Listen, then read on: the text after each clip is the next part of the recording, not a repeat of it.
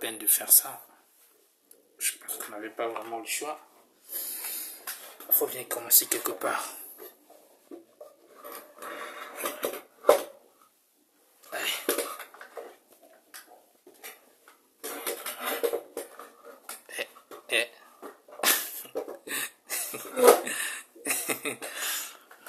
Allez. Ouf. Alors, les amis, comment allez-vous? Moi, ça va parfaitement. De votre côté, je pense que ça va. De quoi nous parlons aujourd'hui? On va parler d'un sujet, souvent les gens n'ont pas la connaissance de ça. Je pense que c'est lié à pas mal de confusion que nous avons dans l'État. On va parler de l'État unitaire et notamment de l'une des institutions les plus importantes d'un État, la présidence de la République. Si vous ne le savez pas, la présidence de la République, c'est une institution, comme le gouvernement, l'Assemblée nationale, le Sénat, sont des institutions. Et la présidence de la République aussi en fait partie. Le président, en fait, est un membre de cette institution. Quand on dit président de la République, en fait, c'est une institution dans laquelle le président, en fait, est inséré. Et c'est cette institution qui donne, en fait, un statut, en fait, présidentiel, ou présidentiel, si vous voulez, au président, en fait. Dans cette institution qu'on appelle présidence de la République, on retrouve pas mal de structures ignorantes, en fait, qui accompagnent, en fait, le président dans sa fonction présidentielle. Vous avez le secrétariat général de la présidence de la République, qui est dirigé par un secrétaire général. Vous avez le cabinet du chef de l'État, pour commencer, qui est en haut, tout en haut.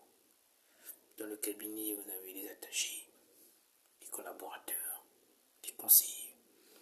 Chacun a un rôle bien spécifique. Il y a des conseillers, il y a des attachés, et il y a des collaborateurs. On va d'abord donner l'organigramme. Ensuite, après,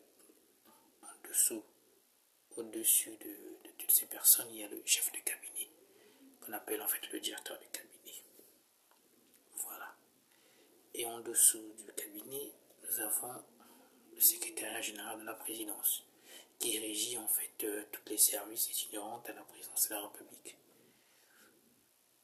Dans le secrétariat général de la présidence, on retrouve la direction générale des finances de la présidence. Dans le titre est donné à ce qu'on appelle un DAF, donc un directeur administratif et financier, comme il en est de coutume dans les différents ministères du gouvernement. Nous avons donc un directeur administratif et financier, donc qui gère en fait les finances de la présidence. Nous avons la direction générale des services de santé. Nous avons qui gère en fait tous les médecins qui travaillent à la présidence de la République. À côté de ça, nous avons la direction générale de la sécurité présidentielle, évidemment, qui gère tout ce qui est sécurité, déplacement du président, sécurité intérieure et extérieure. À côté de ça, nous avons la direction générale du protocole présidentiel. Vous devez savoir que quand le président, dans son agenda, par exemple, doit faire un déplacement, par exemple, le président a prévu, par exemple, d'inaugurer, par exemple, des chantiers dans le nord du pays, par exemple, et que la date, par exemple, qui est prévue, peut-être, prenons un exemple, le 16 juillet. Le président est censé faire un déplacement le 16 juillet dans le département, par exemple, de la Cuvette, pour inaugurer, par exemple, des chantiers sous le barrage d'Itumbi, par exemple, où passe le fleuve Alima. Et bien, avant la date, donc du 16, la direction générale du protocole présidentiel, la DGP, ou encore la direction générale, avec la direction générale du protocole national, donc les deux services travaillent en même temps. la DGPP est automatiquement rattachée au cabinet du président. Quant à la direction générale du protocole national, elle est rattachée au secrétariat général de la présidence de la République, mais du service travaille en concomitance, c'est-à-dire au même moment. La direction générale du protocole présidentiel ou protocole national se charge d'élaborer ce qu'on appelle un cahier de charge, un agenda, un itinéraire que le président aura effectué, les personnes qu'il aura rencontrées. Ils vont donc faire un travail en amont. Ils vont donc arriver 2 mois ou 3 mois en avant pour explorer les différents endroits où le président va loger, qu'il s'agit des hôtels ou des maisons qu'il va accueillir son séjour là-bas.